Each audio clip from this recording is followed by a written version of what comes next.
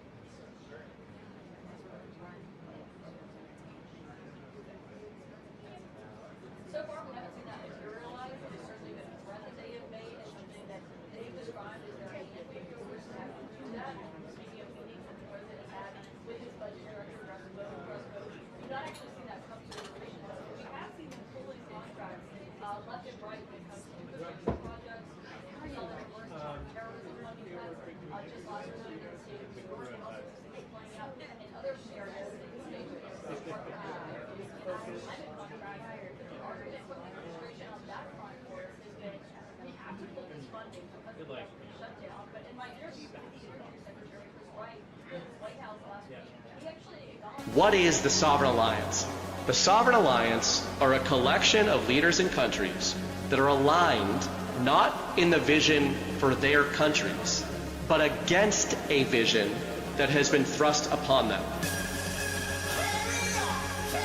I believe that the Sovereign Alliance is less a battle for something and more a battle against something. They are against globalism, collectivism. They are against the rules-based international order. Sovereign Alliance, the latest addition to Badlands Rise merch, available now at badlandsmedia.tv/rise.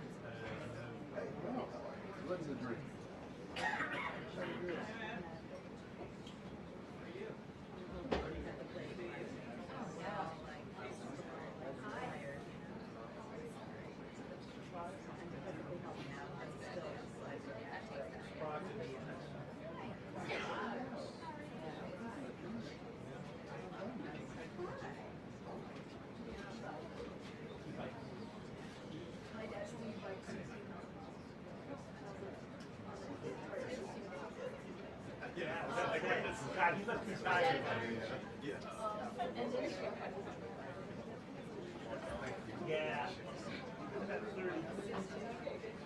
We're down to 35. She is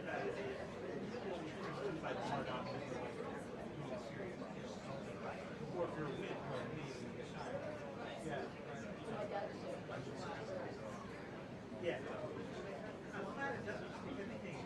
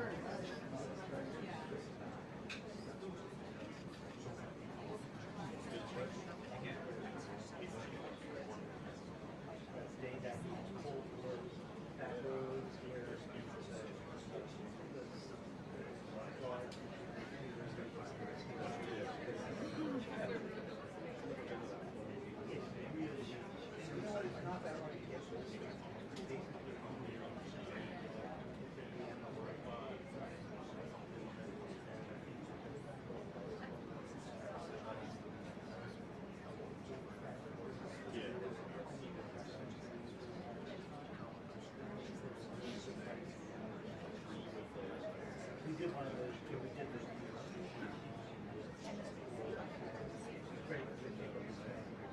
Yeah. Just got it.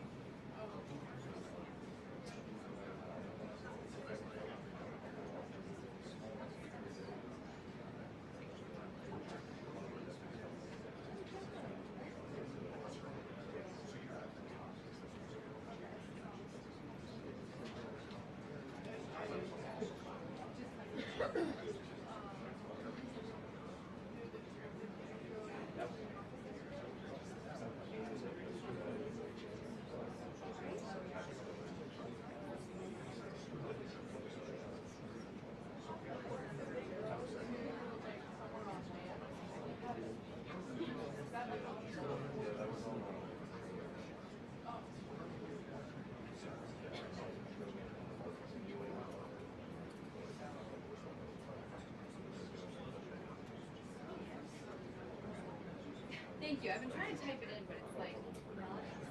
Someone's approving it, but it's like not. Thank you. We went that time. Thank you.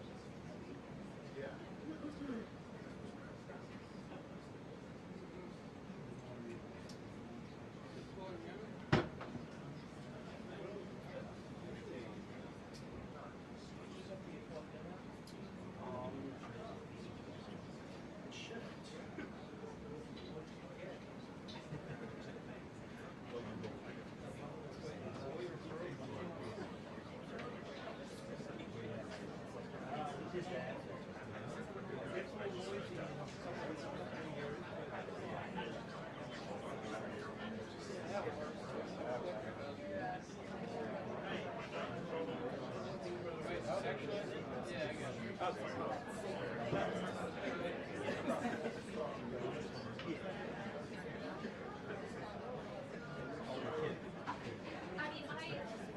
did it.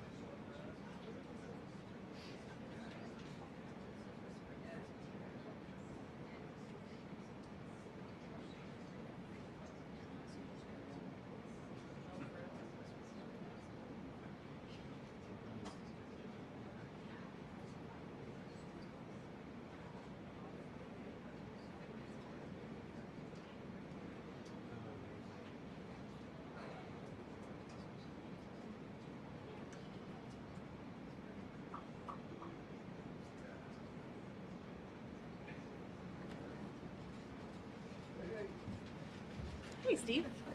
How are you? Glad you're so excited to see me today. Alrighty. Good afternoon, everybody, and happy Monday. Let's get to it, and we'll begin with a few scheduling announcements today. President Trump will be hosting the Canadian Prime Minister Mark Carney tomorrow for a working meeting here at the White House. On Thursday, the president will host his 8th cabinet meeting alongside his incredible team. Also on Thursday afternoon, President Trump will host the president of Finland, Alexander Stubb, for a working meeting here at the White House. The president also wanted me to relay his congratulations to Japan for electing their next prime minister, a highly respected person who also happens to be the first female to hold the position for our great ally.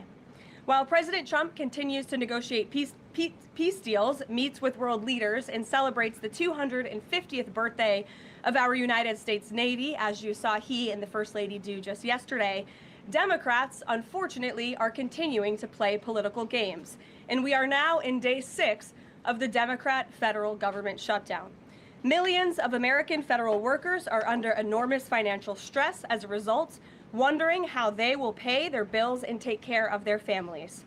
If the Democrats do not vote to open the government tonight, federal workers will not receive their next full paycheck. Additionally, the special supplemental nutrition program for women, infants, and children will run out of federal money very soon. This program provides vouchers to buy infant formula, fresh fruits and vegetables, and other healthy foods for low-income families. It can be easily fully funded if Democrats simply vote tonight to reopen the government. Also, our incredible military service members who risk their lives to preserve and defend our country are now working without pay and will miss their next paychecks if this Democrat shutdown does not end tonight. The Republican-backed clean and nonpartisan funding bill fully funds this important food aid program, gets our troops paid, and reopens the government. So all of this begs the question, what is the Democrat ongoing shutdown truly about? The sad truth, we believe, is that the Democrats intentionally shut down the government and are inflicting this pain on American citizens to try and demand free health care for illegal aliens. Of course, this is an indefensible and truly radical policy to be in favor of, let alone to use as the primary reason to shut down the United States government. So the Democrats and their allies are desperately lying about their true motivations. We have to set the record straight with the facts so the American people understand what's really at play here. House Republicans passed a clean and nonpartisan funding bill to keep the government open and ensure our troops and other hardworking Americans are paid. Every single House Democrat except one voted against this clean and nonpartisan funding bill. Senate Republicans have subsequently tried to pass this same clean funding bill 4 separate times, and they will do so again tonight, to fully pass it to be sent to the president's desk for signature. And the president is ready to sign this bill to reopen the government as soon as it is sent to his desk. Yet every single Senate Democrat except 3 have voted against this clean and nonpartisan funding bill. The Democrats' current position is that the only way the American government can reopen is if illegal aliens can get free health care. Don't take my word for it, just look at what's inside of the Democrats' proposal to reopen the government. Their funding proposal would result in nearly $200 billion spent on health care for illegal aliens and other non-citizens over the next decade. To put this in perspective, $200 billion is enough money to fund the entire children's health insurance program, which provides health insurance to low-income children and women. Under the Democrats' proposal, the millions of illegal aliens who improperly were granted asylum and paroled under the Biden administration would once again be allowed to receive Medicaid benefits. It does not end there. The Democrat proposal would also require Medicaid to pay more for emergency care provided to illegal aliens than it does for American patients who are disabled, elderly, or children. When someone shows you who they are, believe them. The Democrat Party has unfortunately closed our government, costing Americans their jobs, threatening our military readiness, harming our economy, and causing chaos, all to help the illegals who broke into our country. Instead of holding illegal aliens accountable and removing them from our country, which is what this administration is trying to do every day, the Democrats want to give them the free benefits paid for by the American taxpayer. Democrats in 2025 are for illegal aliens first and Americans last. This is the reality we are unfortunately facing right now in Washington, D.C. President Trump and Republicans will not give in to these radical demands. The president and Republicans have a sacred responsibility to serve and protect the interests of their constituents, the American people. That's why we are backing a clean and nonpartisan funding bill with no strings attached to reopen the government. Democrats should do what they did 13 separate times under Joe Biden and vote for this exact same type of funding bill. Now the Senate will vote tonight for the 5th time to reopen the government on the 6th day of this shutdown. All we need are an additional 5 Democrat senators to end this madness and vote for the clean funding bill to reopen the government. If you are an American watching at home right now, call your Democrat senators and tell them to do the right thing and end this shutdown. With that, I will take your questions. Here in our new media seat today, we have Elizabeth Mitchell from the Daily Signal. Elizabeth, thanks for being here, and please kick us off. Thank you for having me. I have 2 questions. First, President Trump told reporters yesterday that firings of federal employees are taking place right now. In which departments have people already been fired from their federal jobs due to the shutdown? The president was referring to the hundreds of thousands of federal workers who have been furloughed as a result of this federal government shutdown, both here at the White House and across the entire federal government, at agencies across the board. There are federal workers who are staying home. Many of them work in the White House. You know them. Some of them sit just behind me at those desks. They are unable to show up to work right now because the Democrats chose to shut the government down. And so we're already, unfortunately, seeing the consequence of this. And then, of course, the Office of Management and Budget is continuing to work with agencies on who, unfortunately, is going to have to be laid off if this shutdown continues. And Secretary Robert F. Kennedy Jr. said the FDA was required by federal law to approve the new abortion pill last week.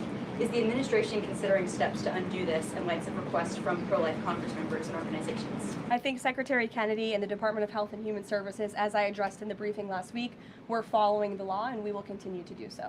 As I said last week as well, it's not an endorsement of this drug by any means. It's just a law that they were following. Jennifer. We heard you say that you want people to call their Democratic senators. Is the president calling Democratic senators himself? Can you say what he's doing today to resolve the shutdown? Yep, I was just in the Oval Office. He was on the phone with Speaker Johnson. He's also spoken with the Senate Majority Leader, who are in touch with, of course, moderate Democrats and Democrats across the board, who we understand hopefully want to do the right thing by their constituents to reopen the government. So the president is being kept very well apprised of the ongoing shutdown on Capitol Hill. And of course, his position is very clear. There's nothing to negotiate, just reopen the government, and then we can talk about all the important issues facing our country. So he hasn't called specific members of Congress? Not to my himself? knowledge, no. And then on the Affordable Care Act, is he willing to give more, to share more on what he'd like to negotiate on the Affordable Care Act later? Is he willing to say specifically what he would like and when?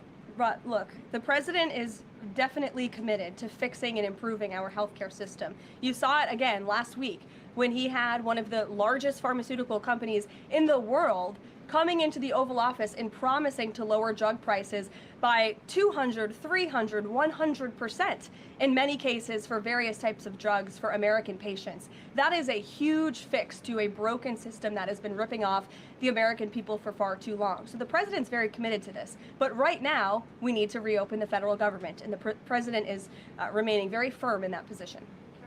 Catherine. If the vote fails in the Senate today to reopen the government, would that trigger layoffs?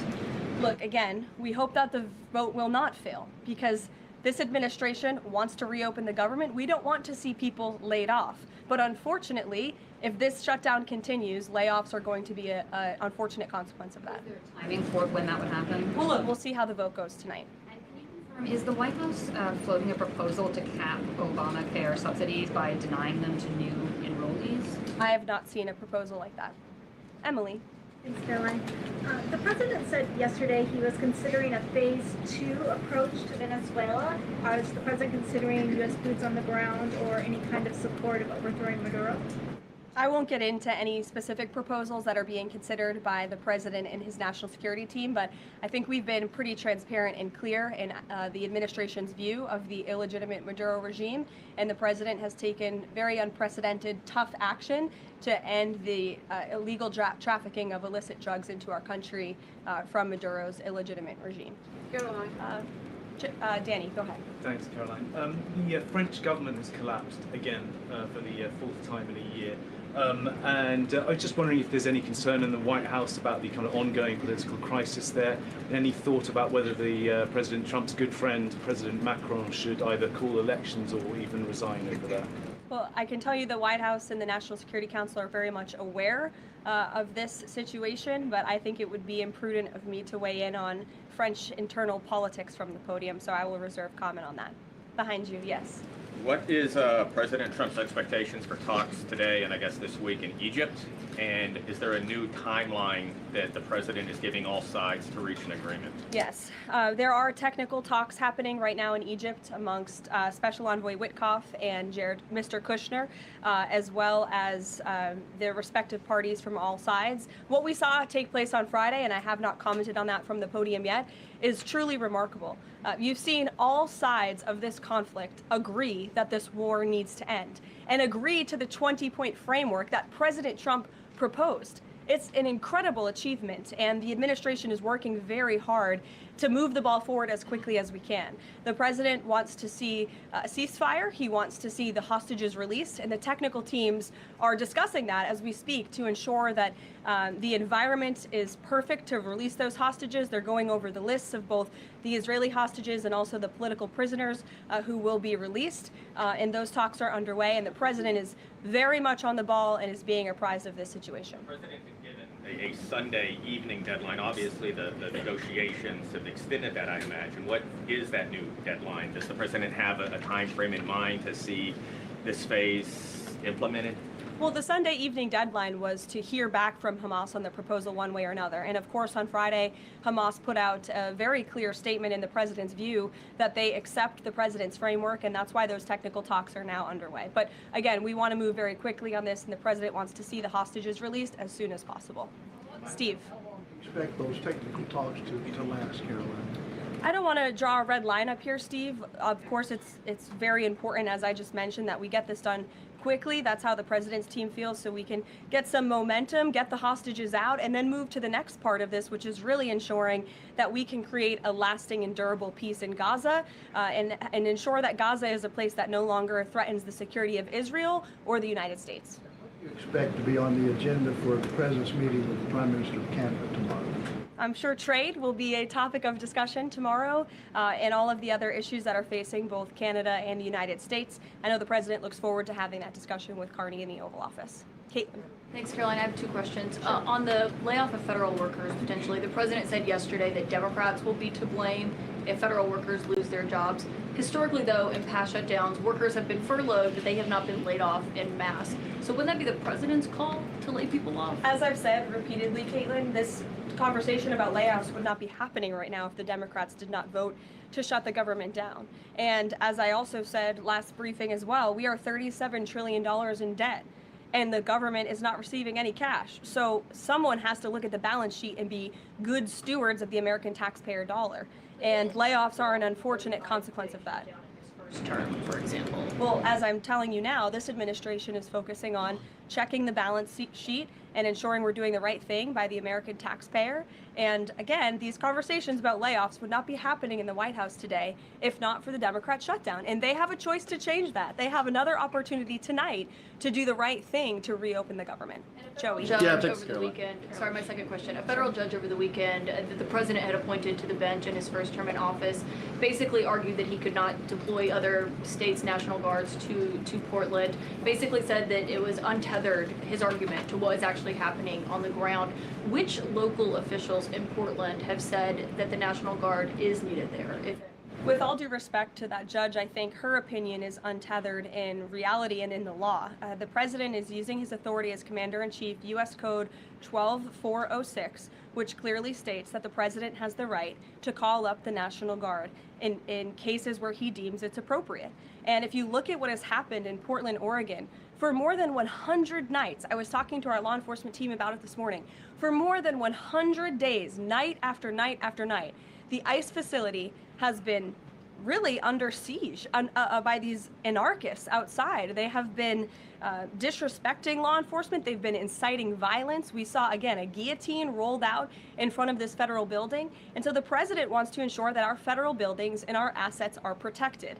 And that's exactly what he's trying to do. And ultimately, in the case in Los Angeles, that judge ruled in the Ninth Circuit, that panel of judges ruled that those troops could remain and that the president was well within his authority to do so. So we are appealing that decision. As you know, we expect a hearing on it pretty quickly, and we're very confident in the president's legal authority to do this, and we're very confident we will win on the merits of the law. But no local officials that you can point to that have said we need the National Guard? Because I spoke to the police chief of Portland last week. He said that the president's claims just don't match up with what's happening on the ground. I would encourage you as a reporter to go on the ground and to take a look at it for yourself, because there's been many members of the press, not press in this room, but independent journalists, some of whom we'll be inviting to the White House very soon to share their stories, because they have been in the middle of these riots and they have witnessed the anarchy that is taking place night after night. It's on video. You should play it on your show. You have a great opportunity in prime time on CNN to show your audience. Yeah, but you're probably talking to partisan Democrat officials who are opposed to everything this president does.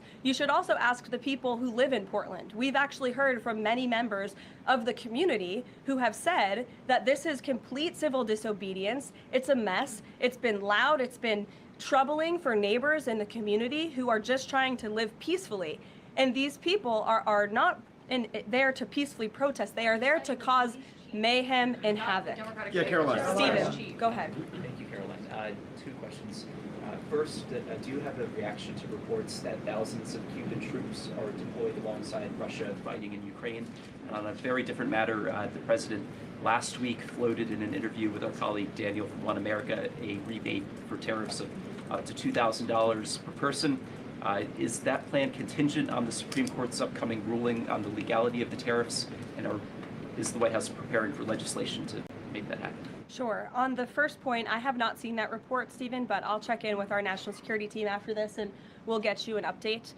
To your second point about the tariff rebates, I think it's an idea that the president has discussed and floated with his team of advisors, but no decision has been firmly made at this point in time. Why don't we go to the back? Owen. Good afternoon. Good afternoon.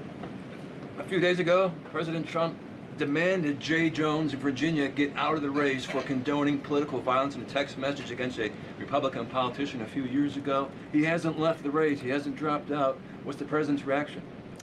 Well, as you know, I'm not at liberty to discuss political races from the podium. I think the president himself made his position very clear, and I think anyone could agree the messages that were sent by this Democrat nominee for Attorney General in Virginia are really shocking, alarming, and completely unacceptable. He was threatening to kill his opponent and his opponent's children, and that type of rhetoric has zero place in our country, and the president was absolutely right to condemn that.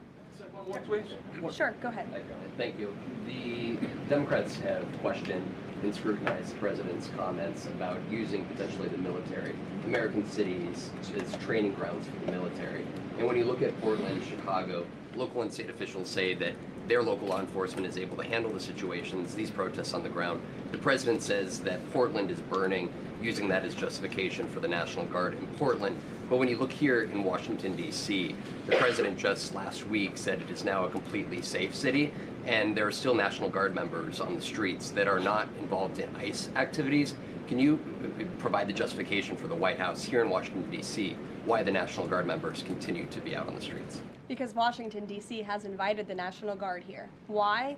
Because the mayor is doing the right thing, unlike mayors in other cities like Portland, as Caitlin and others have pointed out, who refuse to see that there are positive results from when local law enforcement works with federal law enforcement to do the right thing on behalf of their citizens. And Washington, D.C. is no doubt a safer city right now, today, than it was a few months ago when President Trump started this initiative to make D.C. safe again. And the National Guard is still here because the president and the mayor agree that it's a good thing for the city.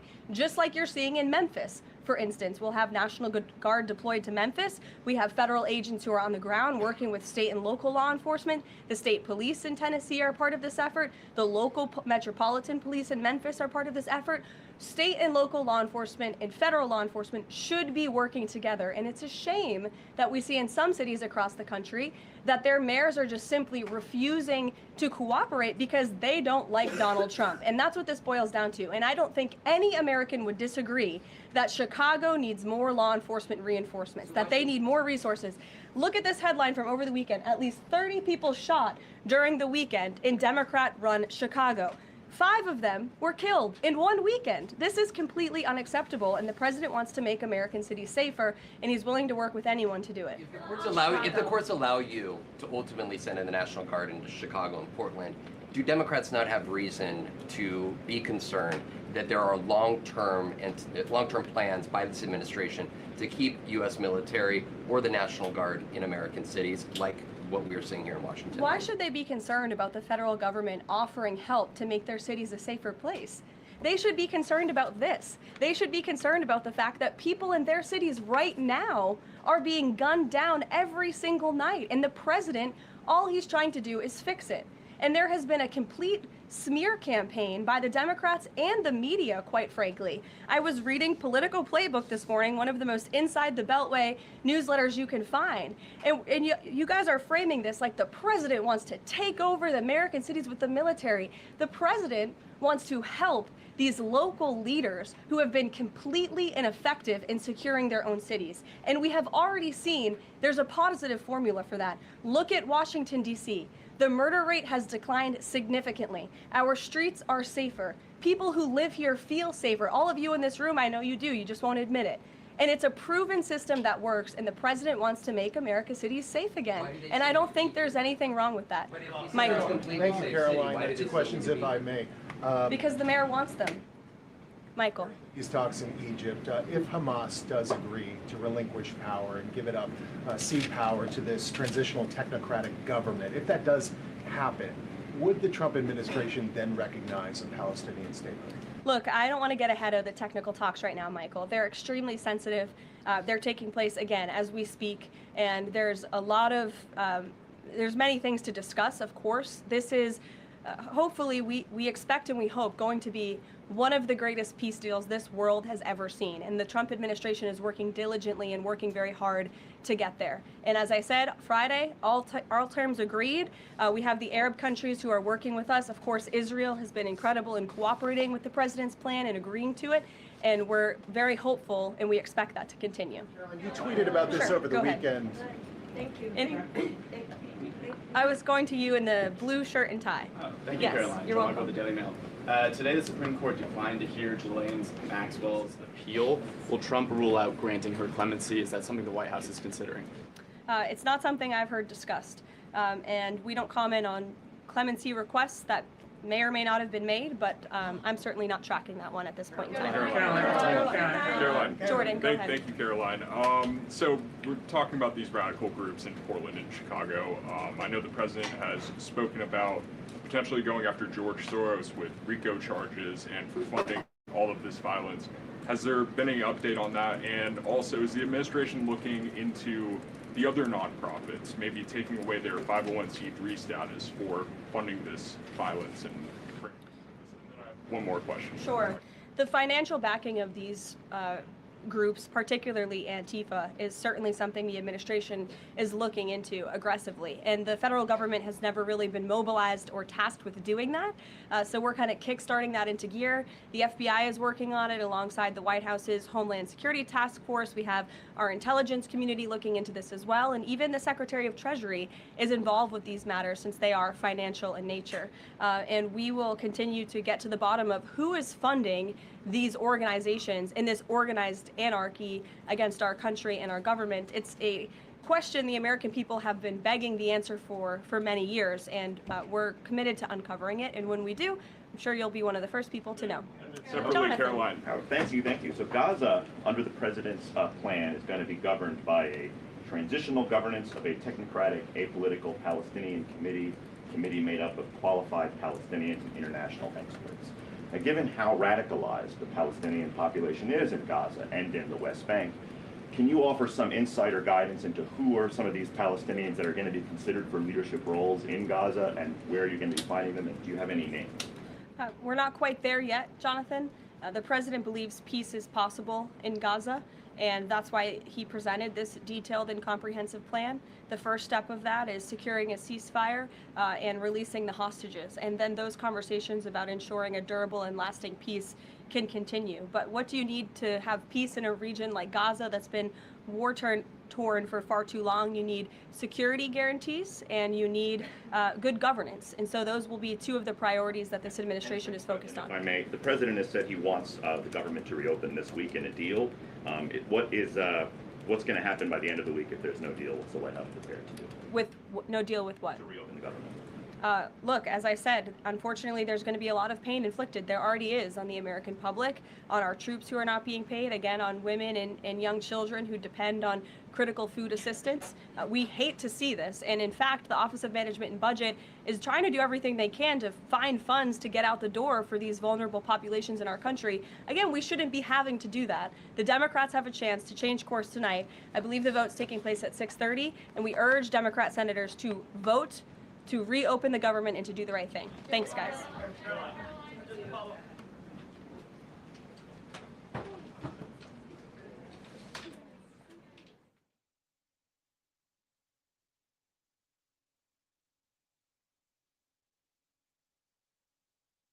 Introducing All Good Ingredients with Purpose. All Good is making self-care great again with clean, natural essentials that deliver results. Elevate your hair care routine with All Good's Deep Conditioning Tallow Hair Mask. In just 30 minutes, every few washes, this powerful formula deeply nourishes, strengthens, and restores radiant shine, leaving your hair soft, manageable, and frizz-free. No PFAs, no carcinogens, and no BS. All Good uses only purposeful natural ingredients like 100% grass-fed tallow and premium organic oils for unmatched quality. Customers are raving, calling it a game changer for their dry hair and purely natural magic. So ditch the mainstream chemical-laden products and redefine your self-care routine with All Good by Jessica Storm. Try the hair mask and the rest of the collection yourself, including the new tallow sunscreen.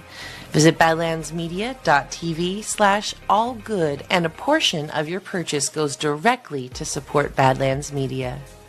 Use promo code Badlands for 5% off, plus free shipping over $75.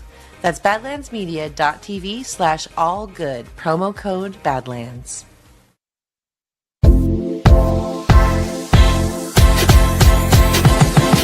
Deodorant should do more than cover you up. It should protect you all day long. Dude, the deodorant stick is legit. I like the mint one. And, you go work out and you kind of get like, you get funky if you work out. Dude, like at the end of my workout, like I'm sweating, shirt got all those sweat. Like I'm like, dude, I still smell good. Like I absolutely love it. If you guys haven't tried it, try it. That's the difference with Soft Disclosure.